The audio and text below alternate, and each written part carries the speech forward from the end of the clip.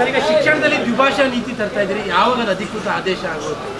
ದ್ವಿಭಾಷಾ ನೀತಿ ಮಾಡಿಲ್ಲ ಇನ್ನ. ನಾವು ತೀರ್ಮಾನ ತಗೊಂಡಿರೋದು ಈಗ ಹಿಂದಿ ಭಾಷೆ ಥರ್ಡ್ ಲ್ಯಾಂಗ್ವೇಜ್ ಇದೆಯಲ್ಲ, ಅದು ಕಡ್ಡಾಯ ಮಾಡಬಾರ್ದು ಅಂತ ಹೇಳಿದ್ದೀವಿ ಅಷ್ಟೇ. ಈಗ 625 ಮಾರ್ಕ್ಸ್ ಇದೆಯಲ್ಲ, ಅದು ಕಡ್ಡಾಯ ಇತ್ತು. 100 ಮಾರ್ಕ್ಸು ಥರ್ಡ್ ಲ್ಯಾಂಗ್ವೇಜ್ ಇತ್ತು, ಅದನ್ನು ಕಡ್ಡಾಯ ಮಾಡಬಾರ್ದು ಅಂತ ಮಾಡಿದ್ದೀವಿ. ಆದೇಶ ಈ ಸರಿಯಿಂದನೇ ಇರುತ್ತೆ, ಈ ವರ್ಷದಿಂದ.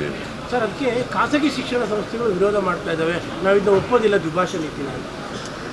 ಸರ್ಕಾರ ತೀರ್ಮಾನ ಮಾಡಿದೆ, ಈಗ ವಿರೋಧ ಮಾಡೋರು ಇರ್ತಾರೆ, ಸ್ವಾಗತ ಮಾಡೋರು ಇರ್ತಾರೆ. ಎಲ್ಲರ 100% ಒಪ್ಪಿಗೆ ಮಾಡ್ಕೊಳ್ಳೋರು ಯಾವುದೂ ಇರೋದಿಲ್ಲ. ನೋಡೋಣ, ನಾವು ಅಂತೂ ಈ ತೀರ್ಮಾನ ಮಾಡಿದ್ವಿ. ಅಂದರೆ ಹಿಂದಿ ಏರಿಕೆ ಅತಿ ಆಗ್ತಾ ಇದೆ. ಹಿಂದಿ ಏರಿಕೆ ಅಂತಲ್ಲ, ಹಿಂದಿ ಭಾಷೆ ಕಲಿಬಾರ್ದು ಅಂತ ಏನಿಲ್ಲ, ಬಟ್ ಪರೀಕ್ಷೆ ಕಡ್ಡಾಯ ಆಗಬಾರ್ದು ಅನ್ನೋದು ಇಷ್ಟ.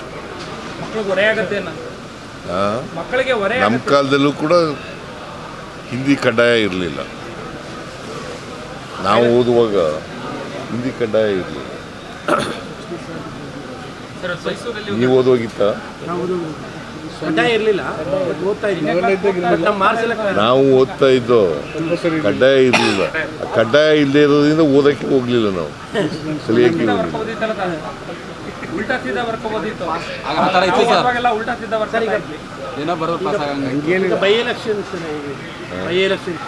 ಎರಡೂ ಕಡೆ ಗೆಲ್ತೀವಿ ನಾವು. ನಾನು 30ನೇ ತಾರೀಕು ಹೊರಟಿದ್ದೀನಿ.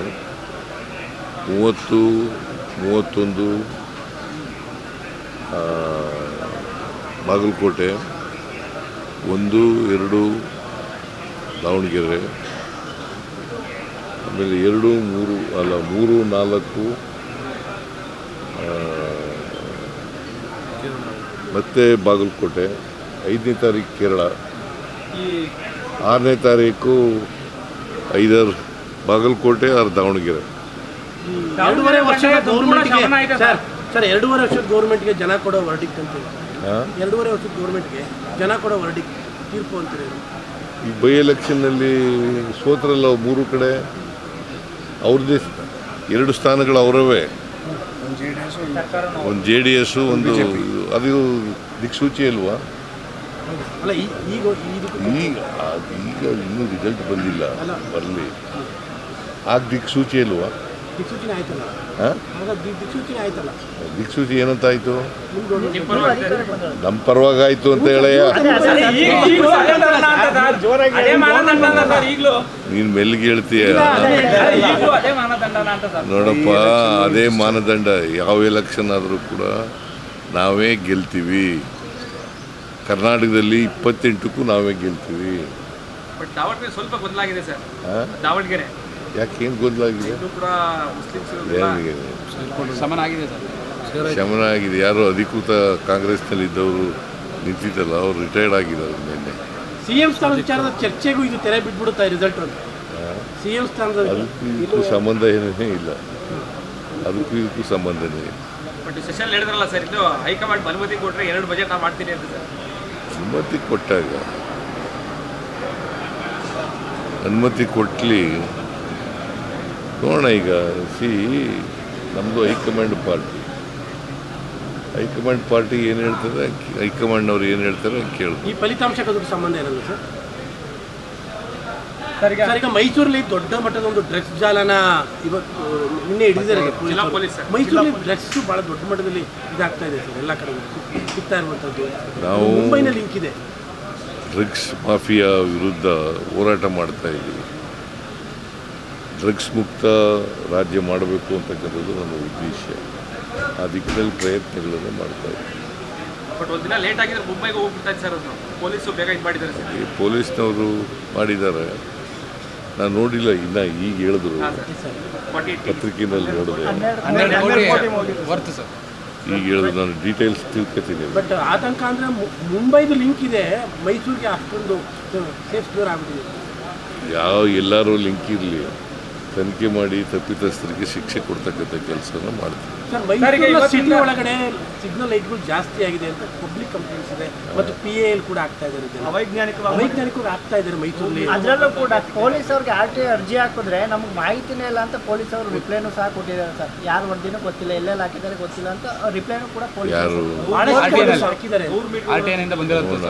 ಈಗ ಯಾಕೆ ಸಿಗ್ನಲ್ ಲೈಟ್ಗಳು ಹಾಕೋದು, ಯಾಕೆ ಟ್ರಾಫಿಕ್ ಸ್ವಲ್ಪ ಸುಧಾರಣೆ ಆಗಲಿ ಅನ್ನೋ ಕಾರಣಕ್ಕೋಸ್ಕರ ಹೆಜ್ಜೆಜ್ಜಿಗೂ ಹಾಕೋಕ್ಕಾಗಲ್ಲ. ನಾಳೆ ಬೆಳಿಗ್ಗೆ ನೀವಿದ್ದಾಗ ಸಿಗ್ನಲ್ ಹಾಕಿದ್ರೆ ತೊಂದರೆ ಆಗಿದೆಯಾ? ಅಲ್ಲ, ನನಗೆಲ್ಲ ಪಬ್ಲಿಕ್ ತೊಂದರೆ ಆಗಿದೆ. ಅಲ್ಲಪ್ಪ, ನಿಮಗೆ ನೀನು ಪಬ್ಲಿಕ್ ಅಲ್ವೇನೆ. ಸರ್, ಈಗ ಇವತ್ತಿಂದ IPL ಮ್ಯಾಚ್ ಶುರುವಾಗ್ತಾ ಇದೆ. ನೀವೇನಾದ್ರು ಸೂಚನೆ ಕೊಡ್ತೀರಾ? ಆ ವಿಚಾರದಲ್ಲೂ ಸೂಚನೆ ಕೊಡ್ತೀರಾ? ಗೊತ್ತಿಲ್ಲ, ನನಗೆ ಕೇಳ್ತೀನಿ. ನೋಡಿದ್ರೆ ನಾನು ನೋಡ್ಕೊಂಬಂದೆ, ಈಗ ಎಲ್ಲ ನೋಡ್ಕೊಂಬಂದೆ. ರೆಗ್ಯುಲೇಟ್ ಟ್ರಾಫಿಕ್ ಹಾಕೋಕ್ಕಿಂತ ಮೊದಲೇ ಹೆಂಗಿತ್ತು ಟ್ರಾಫಿಕ್ಕು, ಹೆಂಗಿದೆ, ಅವು ಇಂಡಿಸಿಪ್ಲಿನರ್, ಇರೆಗ್ಯುಲರ್, ಅದೆಲ್ಲ ಬ್ರೀಫ್ ಮಾಡಿದ್ರು. ನಾನೇ ಹೋಗಿದ್ದೆ ಬೆಳಗ್ಗೆಯಿಂದ.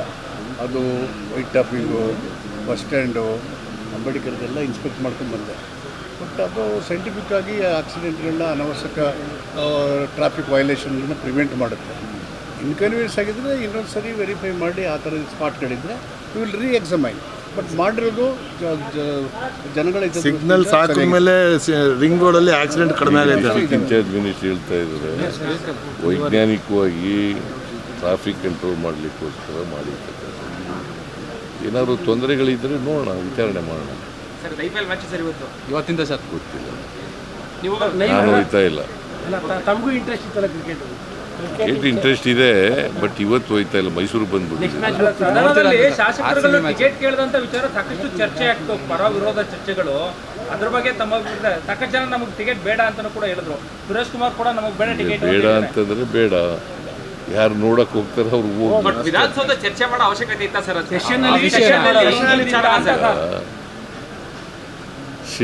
ಮೊದಲಿನಿಂದ ಕೊಟ್ಕೊಂಡು ಬಂದಿದ್ದಾರೆ ಶಾಸಕರುಗಳಿಗೆ, MLCಗಳಿಗೆ, MLAಗಳಿಗೆ ಕೊಟ್ಟಿದ್ದಾರೆ.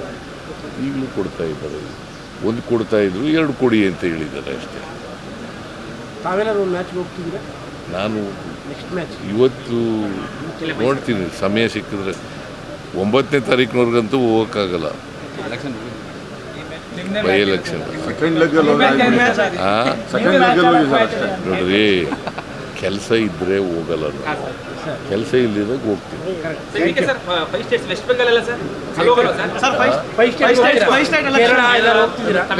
5ನೇ ತಾರೀಕು ಹೋಗ್ತೀನಿ. ತಮಿಳುನಾಡು ಸರ್, ತಮಿಳುನಾಡು